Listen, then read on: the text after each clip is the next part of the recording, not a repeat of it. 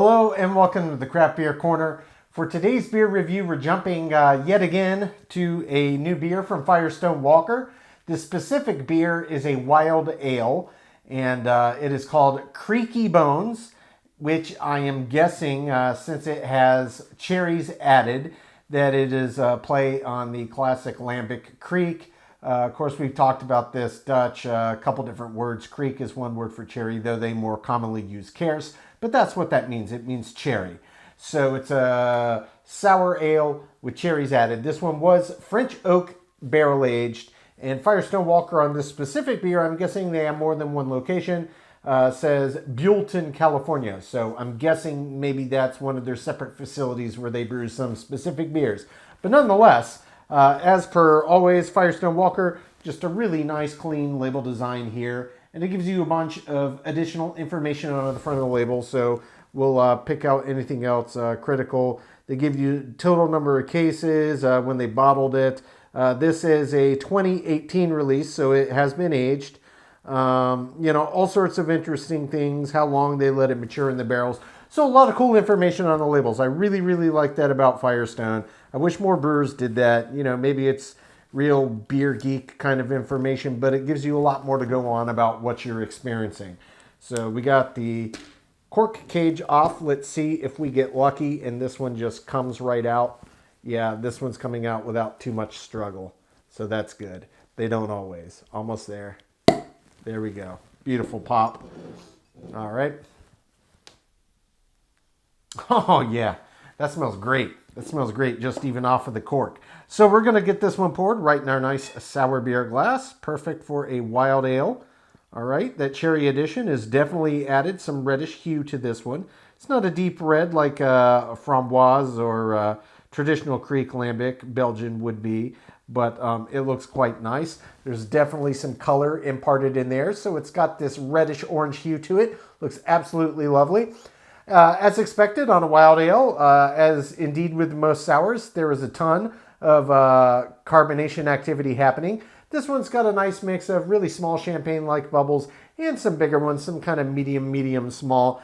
Did form a little bit of a head, but that's going to immediately get out of the way. Yeah, I mean, it's already going so actively. That's the thing with sours. We talk about it. You don't really want to head on a sour. A mouthful of sour foam, it's not ideal. It's not indicative of the style. Indeed, what is typical for all sour beer styles is they're very actively carbonated like this. They may form a head at the start, but that carbonation is just going to keep going and it's going to essentially eliminate it. You'll normally get still just a little bit of cling, as I'm seeing here, and there's still just a tiny little bit left on top that the carbonation rushing up is yet to clear. But that being said, looks great. Let's give it a sniff. Oh, yeah.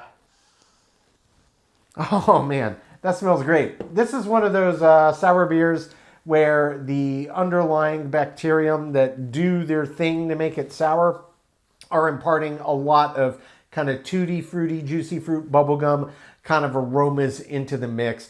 Typically that gets translated, at least on some level, into the glass when you finally get to taste it. But I can tell you, it smells amazing. That said, definitely the wild cherries they added, 100% you can pick those up. It is quite clear that they are in there. So it smells really nice. Pungent, tart, sour up front, kind of juicy fruit, tutti fruity undertones, packed with some cherries. Exactly as advertised. So it looks great.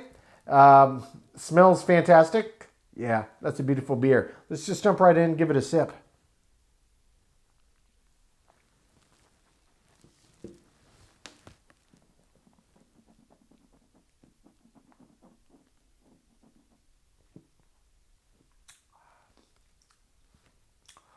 Ooh, yeah. Oh, that's very nice. This is one that's got a ton of flavor, but it's not so punch you in the teeth astringently sour and tart. It's nice. It's got a nice kick up front, but it isn't like eating, a giant handful of Sour Patch Kids or something where all of that citric acid gets stuck all over the palate and there's just this really intense sharpness about it. This has intensity without that sharpness.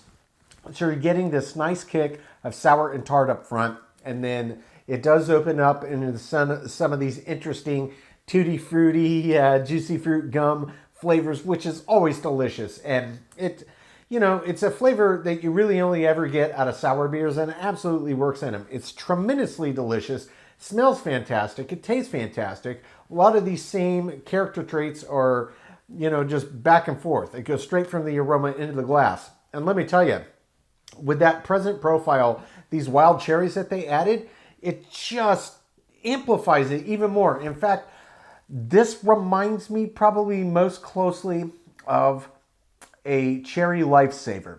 That's the way the cherry's coming through. It does taste like real fruit. It doesn't taste artificial, but mixed with that intensity of that kind of tutti fruity flavor, when you mix that with cherry, it takes on that same kind of element that a cherry lifesaver does to me. At least that's immediately where my brain's going. If I had a roll here, I would compare them. But yeah, absolutely delicious. Cherry is always a great fruit addition for a sour beer. It just works well. It's got a lot of character to it, and it can hold up to the other underlying flavor profiles that come through in a sour beer.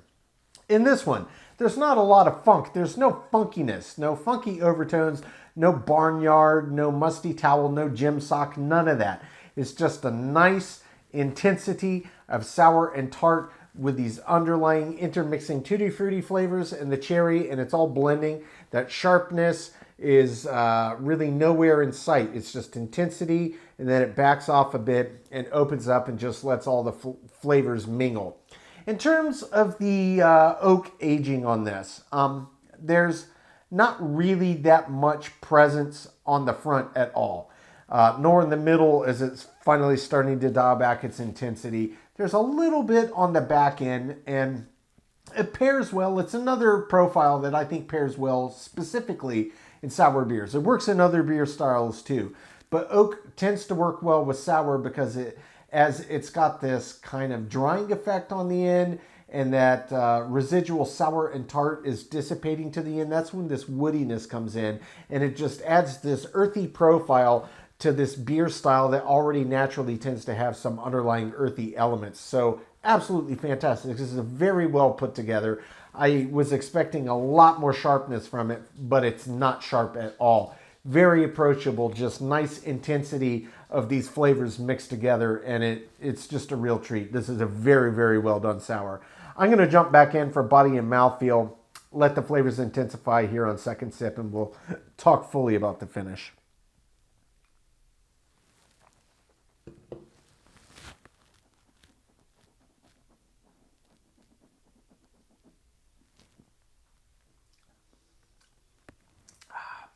Body is light to medium light, 6.2% ABV. It's a little bigger than your average sour, And yeah, it's not a heavy beer, but it's got a little more heft to it than your average sour.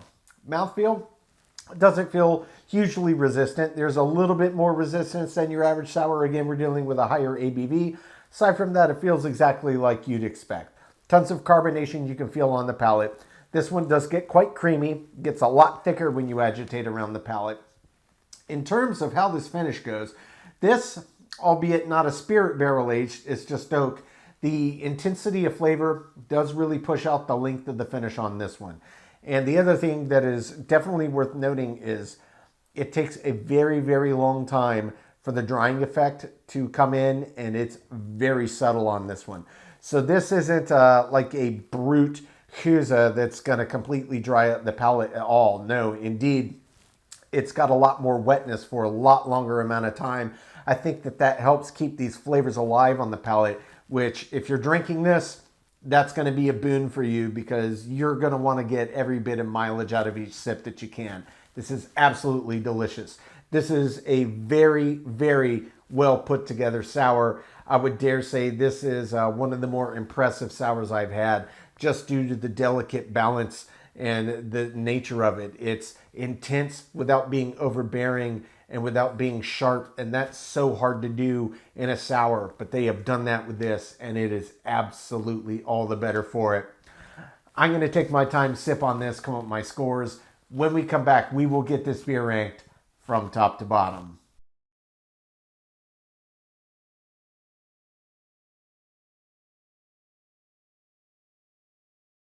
All right, now that we've gotten to enjoy this beer, we're going to get it ranked. So this is Firestone Walker's Krieky Bones, a wild ale that was French oak aged and brewed with, I just said cherries, but it specifies sour cherries. So brewed with sour cherries. Firestone Walker on this one says out of Buellton, California, so I'm assuming they have multiple facilities. Nonetheless, let's jump into it. For the aroma, as is expected on a sour beer, they're very bold, they're very pungent. You can almost 100% of the time smell really intense sour and tart notes coming off of it. You can sometimes get some funk. This one had that interesting underlying kind of tutti fruity, juicy fruit gum like aroma that just smells so great. And of course the cherries came through loud and clear. The aroma on this was fantastic. Gets a perfect 10 out of 10. For the taste, absolutely delicious. This was one of those sour beers that's kind of rare because they're most of the time quite intense, which can maybe push some people off of the style. I like all different intensities, but this one was more subtle. There was a nice kick of sour and tart up front, but it wasn't oppressive. It was enough to let you know what the beer style was, and then let the fruit come through and speak. Oak on the back end on the flavor profile. So everything they did with this beer came through, and it was just delicious. Absolutely fantastic beer. Taste, 10 out of 10. For the body, this was nice and light, exactly what I expected. Even with a little bit higher than average ABV, body was picture perfect. It gets a 10 out of 10. For the mouthfeel, same story as with the body. It felt exactly right. Little bit of crispness, little bit of dryness on the back end, and nice and light and effervescent. Not a ton of resistance when you moved it around. Exactly what I expected. Mouthfeel also gets a 10 out of 10.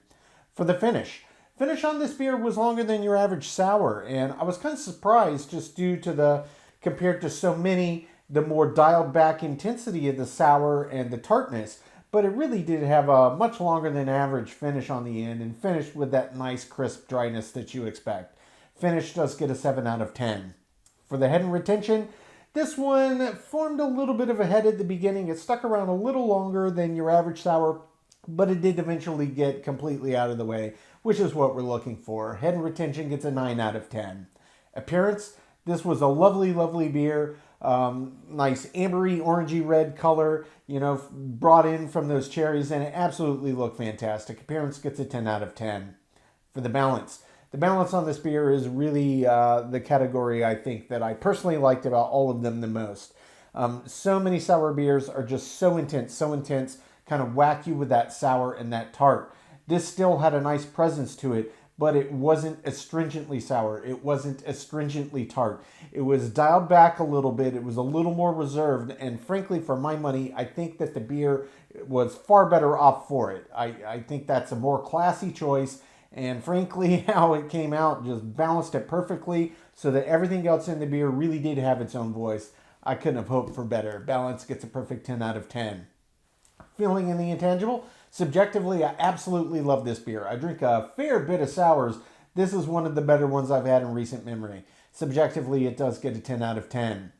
Finally, as an example of the style, this beer swept it in all but 2 categories, and frankly, those really don't impact, stylistically that heavily what makes a good sour. I think this is a great case example, especially if you're considering, a more reserved approach, a little less in your face with the sour and the tart characteristics, and they did it beautifully. Example of the style also gets a 10 out of 10, which brings the total score on Firestone Walker's Krieky Bones to a 96 out of 100. Guys, this is just another top tier beer from Firestone. I've had a bunch of different styles that they've brewed.